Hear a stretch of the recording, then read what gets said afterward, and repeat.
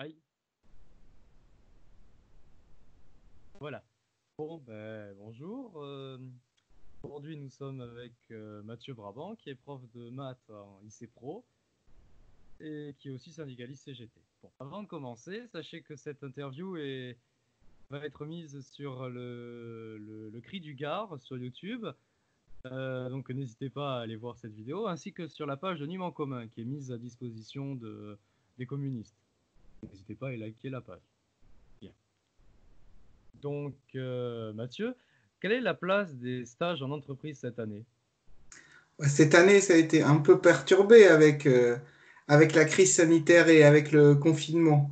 En fait, ce qui a été décidé par le gouvernement, mais ça vaut pour les lycées professionnels comme pour les CFA, par exemple, pour les apprentis, c'est de stopper tous les stages pendant le confinement, considérant, enfin, nous, on considère que c'était effectivement assez logique, hein, parce que c'était pas forcément des personnes indispensables à la vie de la nation, pour le dire vite, que les lycéens et les lycéennes professionnelles, mais aussi que les apprentis, stoppent leur stage pendant le confinement et que en plus, il ne leur soit pas exigé qu'ils soient rattrapés pendant l'été, par exemple, quoi. Voilà. Donc, ça a été neutralisé totalement.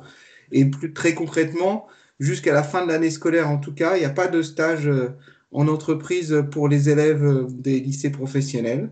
Voilà. C'est important parce que tu as utilisé la terminologie stage en entreprise, mais nous, on utilise plutôt le mot, et c'est important, hein, période de formation professionnelle en Ah entreprise, oui, c'est en vrai. milieu professionnel. Non, mais ça change tout, parce que ça veut dire que l'idée, c'est que quand même, ces jeunes soient formés quand ils soient en milieu professionnel. C'est pas juste prêter un coup de main à des entreprises. Voilà. Et donc, en l'espèce, vu la situation, c'était impossible d'imaginer la moindre formation dans les entreprises, en plus avec des enseignants et des enseignantes qui n'étaient pas en capacité de les suivre, parce qu'on les accompagne, on va les voir, etc. Donc, c'était raisonnable de tout arrêter. Et c'est ce qui a été fait. Ah bon, peut-être tant mieux alors. Dans ce cas-là, bien. Donc, deuxième question, comment sera validé le bac en lycée pro cette année, du coup?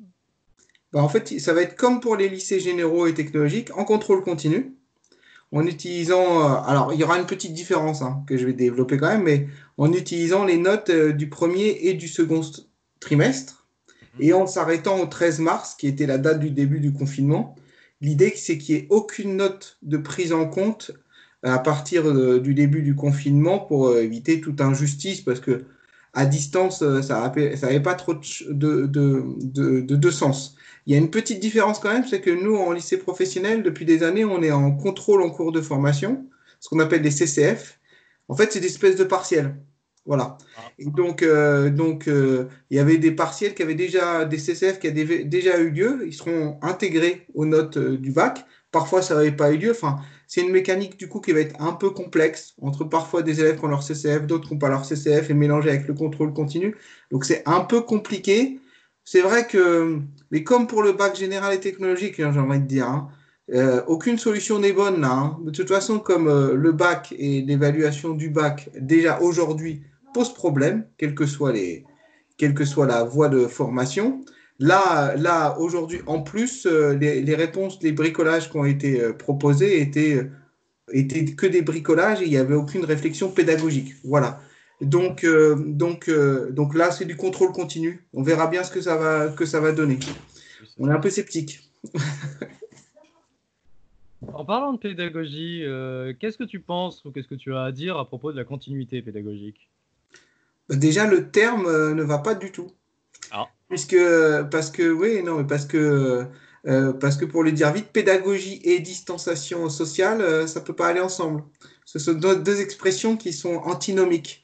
Donc, continuité pédagogique, en plus, dans la tête du gouvernement et du ministre Blanquer, c'était imaginer qu'on allait faire plein de choses, on était prêts techniquement et tout ça, formé en termes de formation, éthiquement, humainement, enfin, que oui. ce soit nous les profs ou les élèves ou les parents d'élèves, hein.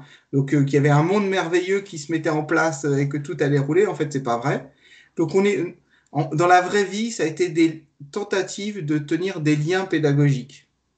D'accord. Voilà. C'est-à-dire qu'un lien pédagogique, ça veut dire qu'on essaye de garder des liens avec les élèves. Oui. Voilà. Et d'essayer de leur faire passer deux, trois trucs sans ambition particulière, parce que d'abord, on n'a pas les outils en réalité technique pour le faire. et la pédagogie, surtout avec des élèves de lycée professionnel qui ont deux problématiques, hein, qui sont souvent en difficulté scolaire et sociale, Oui. Mhm. et qui en plus sont en lycée professionnel en train de passer des diplômes professionnels. Dans mon lycée à Jules Rému, faire de la carrosserie ou du conducteur routier par voie électronique, c'est compliqué quand même. Et donc, autant je peux faire passer quelques maths, mais même là, pédagogiquement, on a des élèves en difficulté, on a besoin d'être en présent avec eux. Voilà. Et puis, c'est des élèves qui ont un lien tenu, faible, on va le dire, avec l'institution scolaire. Donc les raccrocher surtout, voilà, je sais pas, faire des visios et tout ça, enfin, c'est fatigant, une visio, c'est compliqué, ça nécessite une certaine discipline, etc. Donc la continuité pédagogique, c'était une grande arnaque de Blanquer pour vendre essayer de s'en sortir parce que on a bien vu pendant 19 fois, je crois que c'est Libération qui a compté, il a dû rabattre son caquet et changer d'avis par rapport à ce qu'il avait pu dire quelques heures précédentes. Voilà. Donc là, il a essayé de s'en sortir. Voilà. Donc la continuité pédagogique, c'est une arnaque. Mais ceci étant dit, pour terminer là-dessus, en imaginant que malheureusement, il va y avoir peut-être d'autres crises pandémiques, peut-être que celle-ci d'ailleurs n'est pas terminée, qu'il va y avoir aussi des crises climatiques. Et voilà. On est obligé là, mais on ne l'a pas fait. Donc du coup, ça veut dire que dans les prochains mois, il va falloir que tous ensemble, collectivement, et pas que entre profs, aussi politiquement et syndicalement, j'ai envie de dire, on ait des réflexions de fond de comment on gère ce genre de situation, et y compris pédagogiquement. Voilà. Parce que si on imagine des moments, moi je vais être sur les questions climatiques par exemple, on sait bien que à Nîmes, il y a des fois il fait un peu chaud, Ah oui. et donc, être dans une salle de cours, on l'a vécu en juin dernier, hein, où il fait 40 degrés, Et en fait, 47. voilà, il fait chaud, quoi. On est obligé d'aller à Auchan pour les mômes, pour leur chercher à boire, parce que personne ne le fait à la place, voilà. Et donc, on peut imaginer des moments où tu seras obligé de retourner chez soi, parce qu'il fait trop chaud que d'être dans le lycée, c'est pas possible. Donc voilà, donc il y a besoin de réfléchir sur le fond, comment on fait dans ces questions-là. En tout état de cause, ça c'est certain. D'accord, ok. Et donc, quelle est la place donc de l'enseignant pro en France aujourd'hui?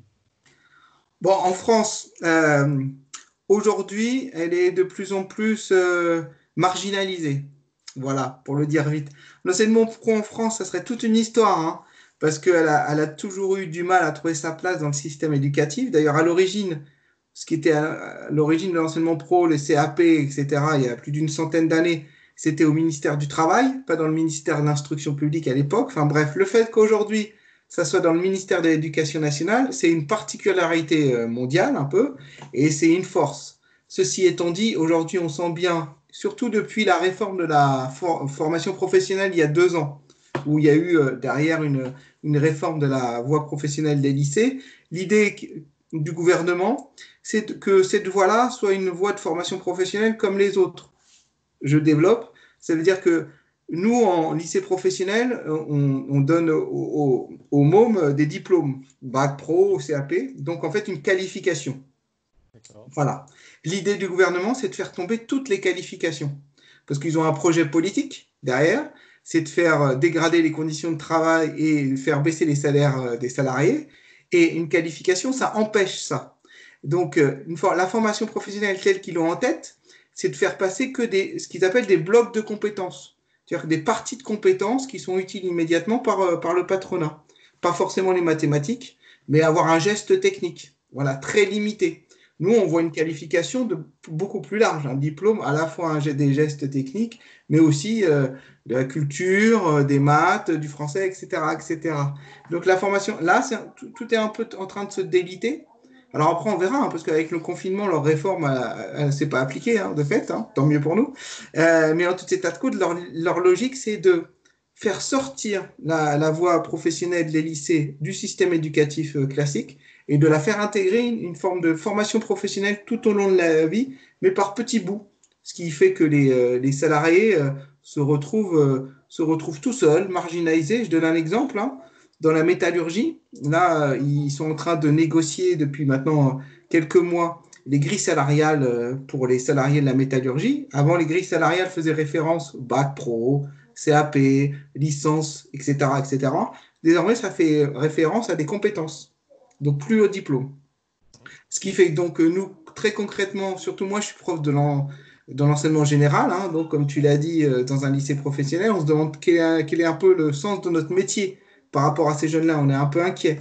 Parce que moi, ce qui m'intéressait, c'est d'être prof de maths, sciences en lycée professionnel, mais du coup, d'essayer d'aller vers un peu d'émancipation. C'est un gros mot, hein, surtout avec ce gouvernement, mais d'essayer de proposer un peu d'émancipation à ces jeunes. Et là, on me dit, ben non, tes maths, ça doit que servir pour le travail.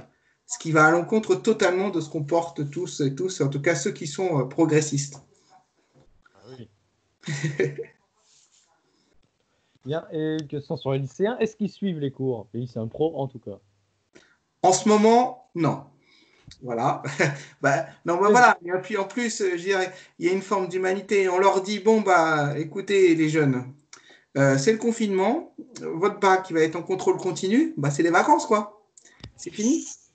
Donc voilà, c'est ça aussi, ce que je disais tout à l'heure, la continuité pédagogique, c'est une arnaque. On ne peut pas dire à la fois à des mômes, allez, continuez à travailler, et tout, alors que déjà, il faut les pousser quand on est en temps normal en classe, que ça demande beaucoup de travail, d'imagination pédagogique de notre part et tout ça. Là, on est en confinement.